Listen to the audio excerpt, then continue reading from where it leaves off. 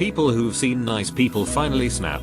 What happened? This woman, Mary, I worked with, was always pleasant and cheerful, said hello in the lunchroom and was generally liked. She worked in finance and special projects. She said she wanted to retire in a few years and she had been working there for 15 years. Her boss started pressuring her to complete our annual budget report faster. But this thing is huge and comprehensive and a figurative beast. Mary told the boss it would be ready in a couple of weeks, per the usual schedule. The boss said that it needed to be completed within 1 week to give to the higher ups. Mary said it wasn't possible. Boss emailed Mary CC a bunch of co-workers and the assistant managers, calling Mary out for a poor work ethic and for making the department look bad. Mary said it wasn't possible and didn't appreciate being bullied. She put in her notice to retire by the end of the week, leaving her boss high and dry. She was the only one who could do the budget report in a timely manner, so the department was double F'd. Good for her. She was an assistant manager and was known for being soft-spoken. At a manager meeting, one of the general managers, who was known for being a total jackass to everyone, was going off on how every store should be run. Well, she snapped, "You have the highest turnover rate out of any store in the district. You can't keep employees for more than 6 months before they just quit, all saying you were the problem. Maybe you should take that advice you're giving us and use it on yourself." My best friend had lost his mom to murder a few months prior when we were in the 10th grade. Somehow he had pulled himself together just enough to start going back to school. I don't know how he handled it with being an only child and growing up without a father. His mom was all he had, a kid that thought he was popular that got on everyone's nerves. Cracked wise to my friend's face about his mom's death. What he said isn't exactly sure. My friend threw him on the ground and punched him in the face multiple times. The end result was a broken nose, a broken left orbital, and my friend got kicked out of school. We were very grateful he taught him a lesson, but saddened it had to come at such a high cost. A long time ago, I used to do call center tech support for fairly complex issues. A really nice, quiet guy went through the same training class. He talked if you talked to him, but never went out of his way to chat. Right after training, the call center changes a ton of stuff. We start getting squeezed on the amount of time we can do documentation, how much research time we have, just metrics in general. It was utter bullshit, because the favorites got to go on smoke breaks as often as they wanted with the managers. We'd essentially be punished for that because we had to keep the average numbers in a certain area. He did all the right things, talked to his manager, talked to their manager, then to HR. It kept getting worse, plus enforced overtime. Then he got a super long call. He was on it at least 2 hours, about a complex issue. The customer was just straight up abusing him, but he had to take it because the managers wouldn't give permission for him to hang up, and they were basically screaming at him to resolve this issue and get to his next call. But we couldn't end calls. The customer had to. One day he just stood up, stepped onto his chair, then onto his desk, threw his headset on the desk and sort of growled something like "F this." Quietly, he looked around, staring people in the face, especially the people who took those long breaks and the managers. Then he walked out and no one ever saw him again. Everyone was super quiet and afraid to move or say much of anything. Guy I'd worked with for about 10 years. Never could get ahead at work. Wasn't bad but just didn't really excel. He was always kind, always ready to laugh and crack a joke. Never saw or heard him be mean. But apparently him and his wife were having some trouble, though I'd not heard him talk about it much. But one day while his youngest was out at church with a family member, he flipped out and shot his wife then himself. In middle school, my 6'2" gentle giant friend, who is literally the nicest guy you'd ever meet, got teased about his mom by some short popular kid. My friend no hesitation picked him up by his shirt and slammed him against the locker at our level and said, "Never talk about my mom like that." One of my favorite memories of him.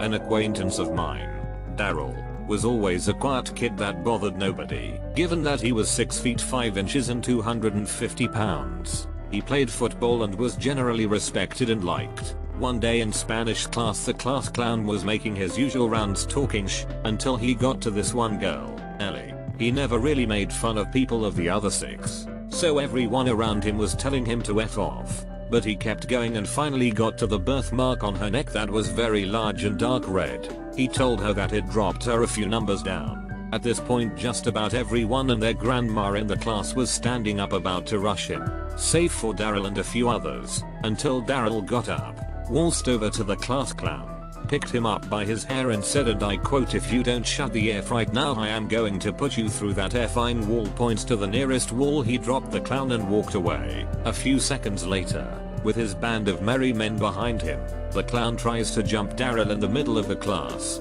Daryl then proceeds to elbow him across the room, run over, pick him up by the shoulder, and put his hand through the drywall right next to the clown's head. Security by this point was called and both Daryl and the clown were arrested, with both only getting off with fines for damages. Every day, the spackle patch where the hole used to be humbles me every day. When I was in high school, my group of like 6 friends were sitting at a round table in the cafeteria for breakfast, a table over. Some girls had been tossing small chunks of their food in our direction.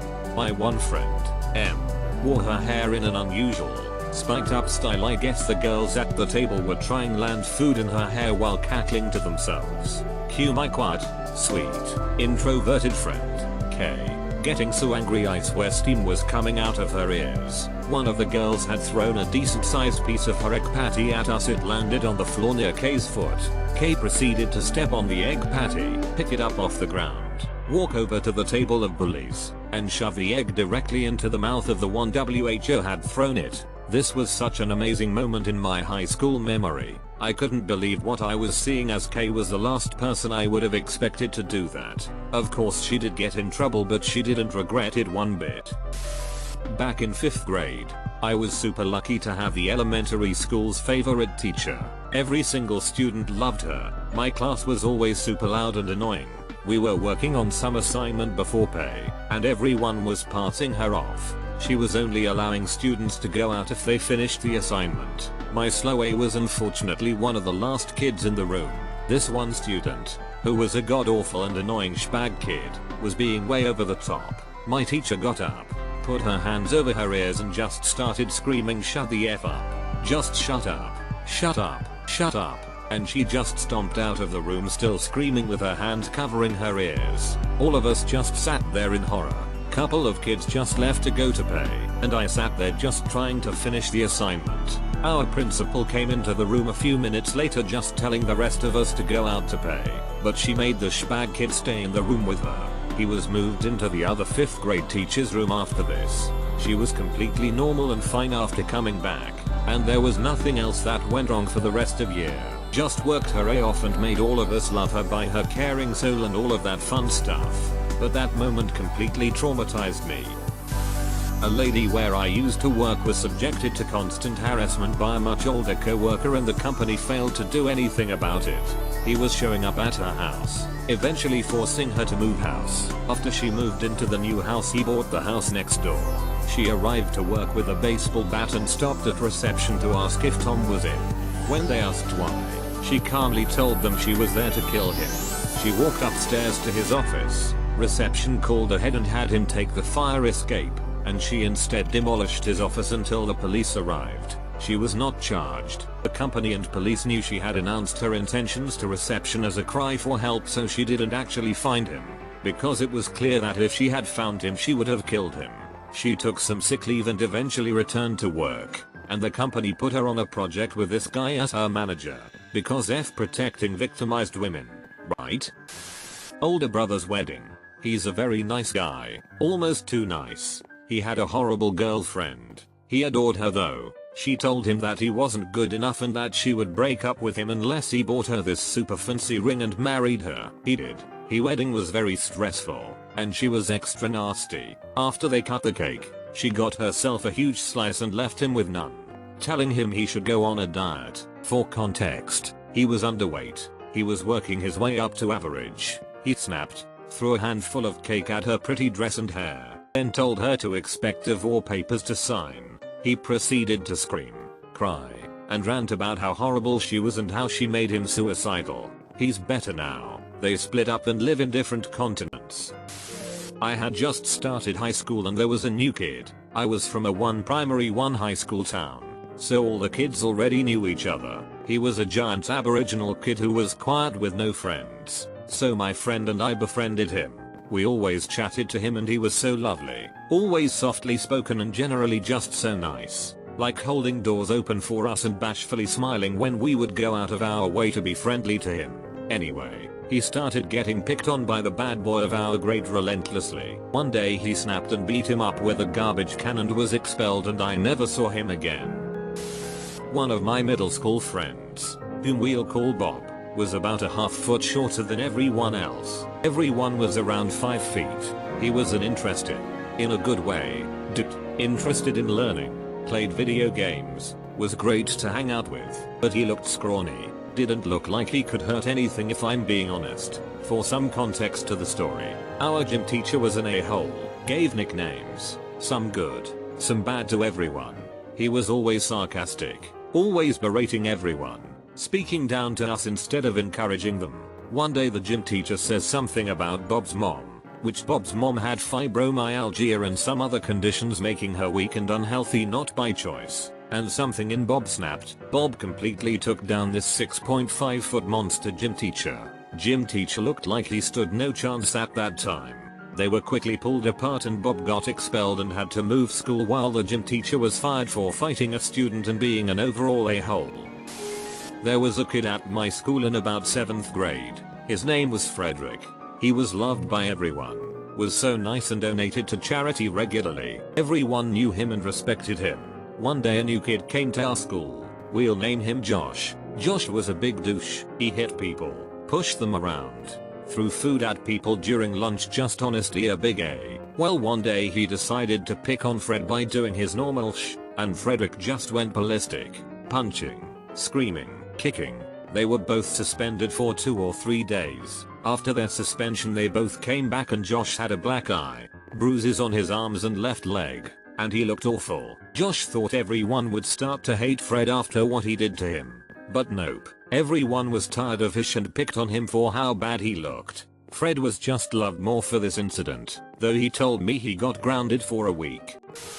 Freshman and sophomore year the same kid gave me shit at the bus stop and the whole walk home. Every single day, non-stop harassment. Just kept needling me constantly. So many people asked me why I took it, but I was just really shy and passive at that age. I stayed quiet and didn't react. One day the kid tried to push me into some bushes thinking it'd be funny. He'd never gotten physical before. I grabbed his wrist and put him on his A. He went down on his back and when he tried to get up I put the past 2 years into a single punch that put him right back down. Next day in school kid had the darkest black eye I'd ever seen. He wasn't at the stop for the next few days and when he started taking it again he never said another word. I shocked a bunch of people. But turns out lots of other kids hated this guy and were jealous I gave him what he had coming. It did a lot of good for me and the positive reaction kind of helped me come out of my shell. 10/10 would punch again. I mentioned this in another thread. Samoan friend. Happiest, most friendly guy you ever want to meet. Some guy said something about his sister and of course it made him mad. My friend went after him and caught him.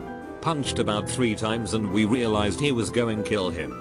It took 3 of us normal sized guys to hold his arm back from hitting the guy one more time. We told the other to run. Like run fine now. He did. Our friend was mad at us for a while for stopping him, then he went home. The next day it was as if nothing happened. He just went back to being a super nice guy. My friend did everything for what had been her childhood best friend.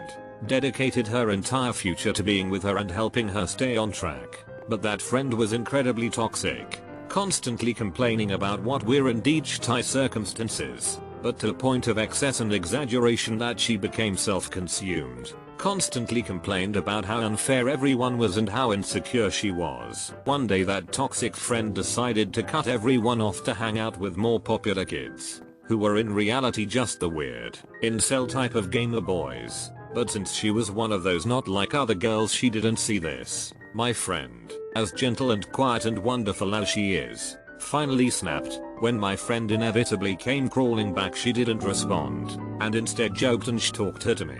It was the first time I had seen her genuinely upset and display anything besides a calm humor.